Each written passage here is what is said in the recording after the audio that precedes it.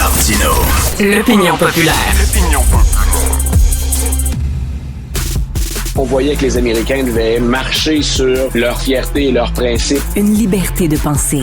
Mais il le fait d'une façon particulièrement grossière et maladroite. Une force internationale. Et même, on va plus loin. Luc La Liberté. Luc, je pensais à toi ce matin parce que, tu sais, on parlait de l'heure des prédateurs, le livre de Giuliano De Empoli. J'en parlais hier avec Joseph Facal. Et j'écoutais une entrevue que De Empoli a donnée à France Culture il y a quelques jours. Et De Empoli disait, les médias sociaux, la façon dont ça fonctionne, c'est qu'il faut tout le temps que tu génères de l'intérêt. Fait qu'il faut que tu multiplies les coups de gueule à gauche, à droite, puis tout ça, que tu as des clics, puis que les gens réagissent, sont contents, pas contents. Puis c'est pas important d'avoir une cohérence, d'être cohérent. Tu peux faire ça à gauche, faire ça à droite, te contredire, puis tout ça. L'important, c'est que il faut que si tu génères, il y a un politicien qui a compris ça parfaitement, Voilà. qui est le politicien de son époque, qui a une intelligence formidable parce qu'il a compris ça. Un instinct formidable. C'est Trump. Il dit, il y a un ancien conseiller de président qui a donné une entrevue au Monde, au journal Le Monde, puis qui disait, Trump, il n'a pas de vision cohérente du monde. Non. C'est comme un wheeler-dealer. Il voit tout comme une transaction. Il fait une transaction avec, mettons, l'Arabie Saoudite. Puis après ça, il va faire une transaction, puis il n'y a pas de lien entre ce qu'il fait. Et c'est exactement ça. Il n'y a pas de cohérence. C'est ça, les médias sociaux. Il a tout compris, la game.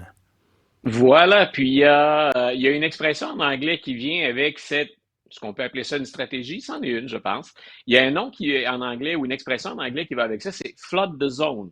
C'est-à-dire que peu importe ce qu'on raconte, peu importe ce qu'on envoie comme information, c'est on parle de nous tout le temps, puis on envoie les gens chercher dans toutes les directions. Écoute, la journée d'aujourd'hui est un très, très bel exemple. Ça devrait être un petit vendredi, entre guillemets. Et pourtant, si on observe sur les différents fils des réseaux sociaux, Trump revient continuellement. Il revient en éducation, il revient en politique internationale, il revient devant les tribunaux de façon imagée, puis réellement devant les tribunaux aussi. Mais si on regarde tous les angles qu'il arrive à couvrir dans une journée, on ne parle que de Trump, ou en tout cas, en priorité, on va parler de Trump à chaque jour. Et je t'ai toujours dit, comme c'est fascinant pour moi, je suis pas sûr que c'est bon pour les États-Unis, mais c'est fascinant pour moi parce que ça nous oblige à réagir très vite pour faire le tri de ce qui est tout simplement de la circulation pour gérer des clics, par exemple, sur les réseaux sociaux. Qu'est-ce qui est là-dedans? Simplement de la circulation d'informations qui est pas toujours sérieuse. Et qu'est-ce qui est une vraie nouvelle avec des retombées potentielles pour les États-Unis, pour la politique, pour la société ou pour l'économie. Mais on est constamment, pendant la même journée, on est constamment en mode analyse. Est-ce que c'est sérieux ou est-ce que c'est pas sérieux? Mais il faut constamment analyser l'information qui nous passe entre les mains. Et je comprends des gens qui perdent leur latin, ou peu importe la langue nationale des gens qui suivent Donald Trump. Écoute, on est payé pour faire ça. On passe notre journée à couvrir de l'information. Imagine quelqu'un qui est sur les réseaux sociaux dans ses temps libres ou le soir à la fin d'une journée de travail. Le nombre d'informations que les gens ont à traiter maintenant, tout devient équivalent finalement. Tout est à placer au même niveau, alors qu'il y a des choses qui sont sérieuses et d'autres qui sont là pour noyer la zone, flood de zone, noyer les médias. J'aime bien ça, noyer la zone. Et écoute, tu sais, dans l'ancien monde, le monde d'avant Trump, là, parce que tout a changé, là, dans l'ancien monde, un président des États-Unis qui reçoit le président d'Afrique du Sud, puis qui lui montre toutes sortes de choses fausses, puis dans les 24 heures, c'est démontré que ce qui montrait en disant ça se passe en Afrique du Sud, finalement, c'était au Congo, puis il y avait plein de fausses nouvelles là-dedans. C'est démontré. Cette personne-là perd toute crédibilité après et est totalement inapte à diriger un pays. Lui, non, ça écoule dessus comme l'eau sur le dos d'un canard. Va faire autre chose demain. Puis, regarde, quand on parle flood de zone, quand on dit finalement on met de l'information partout, je relayais justement sur les réseaux sociaux, fin d'avant-midi, la déclaration du président d'Afrique du Sud. Il a dit, je regrette à un moment donné, hein, puis pas beaucoup de personnes ont souligné ça, puis on est déjà rendu ailleurs. Mais il a dit, M. Trump, je regrette, j'ai pas, il l'a dit un peu en riant, mais le message était clair, je regrette de ne pas pouvoir vous offrir un avion. C'est clin d'œil qui n'était pas déguisé du tout, bien sûr, à ce que le Qatar a fait avec Donald Trump, qui, maintenant, on le sait, va pouvoir garder l'avion à la fin de sa présidence. Mais ce que laissait entendre, finalement, le président sud-africain, c'est c'est devenu maintenant chose courante que de proposer de la corruption au président américain, de lui proposer un cadeau, de tenter de l'acheter. Il a dit ça à la blague, mais qui est dupe là-dedans?